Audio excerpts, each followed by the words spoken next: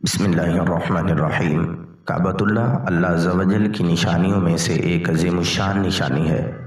جب تک یہ قائم ہے دنیا باقی ہے، اور جب اس کو گرا دیا جائے گا تو دنیا تباہ و برباد ہو جائے گی اور قیامت برپا ہو جائے گی۔ قرب قیامت میں ایک بدبخت حبشی خانہ کعبہ کو گرا دے گا، جس کے فوراً بعد قیامت قائم ہو جائے گی۔ اسے آخری زمانے میں ایک کالا حبشی شخص منہدم کرے گا، جس کا نام ذو السویقتین یعنی دو چھوٹی پنڈلیوں والا ہوگا۔ اس کا یہ نام اس کی پنڈلیوں کے چھوٹے اور باریک ہونے کی وجہ سے ہوگا۔ وہ کعبہ کے ایک ایک پتھر کو گرا دے گا، اس کے غلاف کو اتار دے گا اور اس کے زیورات کو لوٹ لے گا۔ عبداللہ بن عمر رضی اللہ عنہ سے روایت ہے کہ نبی کریم صلی اللہ علیہ وسلم نے فرمایا، آل حبشہ کو چھوڑے رہو جب تک وہ تمہیں چھوڑے ہوئے ہیں، کیونکہ کعبہ کے خزانوں کو سوائے ذو السویقتین حبشی کے کوئی اور نہیں نکالے گا۔ سنن نبی داؤد کی حدیث مبارکہ ہے، جبکہ بخاری شریف میں یہ بھی زائد ہے، گویا کہ میں اسے دیکھ رہا ہوں کہ وہ کالا اور چوڑی ٹانگوں والا ہے، کعبہ کے پتھر اکھاڑ اکھاڑ کر پھینک رہا ہے۔ عمدۃ القاری شرح صحیح بخاری میں ہے کہ آخری زمانے میں حضرت سیدنا عیسیٰ علی نبینا و علیہ الصلاۃ والسلام کے وصال کے بعد جب سینوں سے قرآن پاک اٹھا لیا جائے گا تو اس کے بعد وہ بدبخت حبشی خانہ کعبہ کو گرا دے گا۔ سیدنا عبداللہ بن عمر رضی اللہ عنہ بیان کرتے ہیں کہ رسول اللہ صلی اللہ علیہ وسلم نے فرمایا، کعبے کو چھوٹی اور پتلی پنڈلیوں والا ایک حبشی برباد کر دے گا۔ وہ اس کے غلاف، اس کے زیورات کو لوٹ لے گا اور غلاف سے محروم کر دے گا۔ میں گویا اس کو دیکھ رہا ہوں، گنجا ٹیڑھے ہاتھ پاؤں والا کعبہ کو اپنے بیلچے اور کدال کے ذریعے سے ڈھا رہا ہے۔ نبی کریم صلی اللہ علیہ وآلہ وسلم اپنے ایک ارشاد میں اشارہ فرماتے ہیں کہ ایک وقت آئے گا جب اس گھر کی حرمت کو اس کے رہنے والے ہی پامال کر رہے ہوں گے۔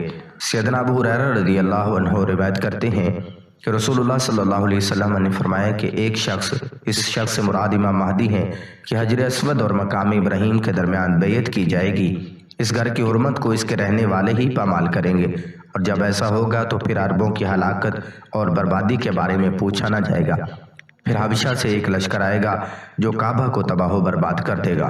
اس تباہی کے بعد پھر اللہ کا یہ گھر کبھی آباد نہ ہو سکے گا، یہی لوگ اس کا خزانہ بھی نکال کر لے جائیں گے۔ واقع اصحاب فیل کے زمانے میں جب مکہ والے کافر تو تھے مگر بیت اللہ کی تعظیم کرتے تھے اور اس کی حرمت پامال نہیں کرتے تھے، اسی لیے اللہ تعالیٰ نے کعبہ کو ابرہہ اور اس کے لشکر سے بچا لیا۔ جہاں تک حبشی ذو السویقتین کا معاملہ ہے تو وہ کعبہ کو گرانے میں اس وقت کامیاب ہو سکے گا جب مقامی لوگ بھی کعبہ کی حرمت کو پامال کرنا شروع کر دیں گے اور اس کی حرمت کو کپاس نہیں رکھیں گے۔ جب وہ بیت اللہ کی خدمت اور اہتمام سے پہلو تہی کریں گے تو اللہ تعالیٰ ان کی مدد سے ہاتھ کھینچ لے گا۔ یہ حدیث مبارکہ اس بات کی بھی دلیل ہے کہ اللہ تعالیٰ نے اپنے محبوب صلی اللہ علیہ وسلم کو آنے والے حالات کا علم عطا فرما دیا تھا، اور بے شک ان پر یہ اللہ کی خاص رحمت ہے۔ یہ بھی معلوم ہوا کہ اللہ تعالیٰ نے ہمارے نبی کریم صلی اللہ علیہ وسلم کو بے شمار علوم عطا کیے ہیں جن کا ادراک ہمارا چھوٹا سا ذہن کبھی نہیں کر سکتا۔ جو زبان مصطفیٰ صلی اللہ علیہ وسلم سے ادا ہو گیا وہ ہو کر ہی رہے گا۔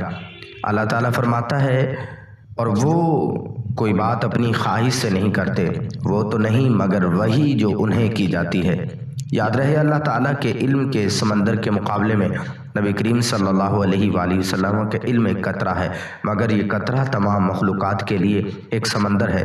یقیناً ہم نبی کریم صلی اللہ علیہ وسلم کے علم کا احاطہ نہیں کر سکتے، تو سوچئے اس خالق کائنات کہ علم کی وسعتوں کو کیا جان سکیں گے۔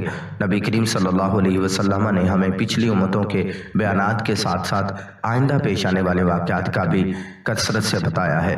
عزیز دوستو، اس ویڈیو کو اپنے دوست احباب تک شیئر ضرور کریں اور ہمارے چینل کو سبسکرائب ضرور کریں۔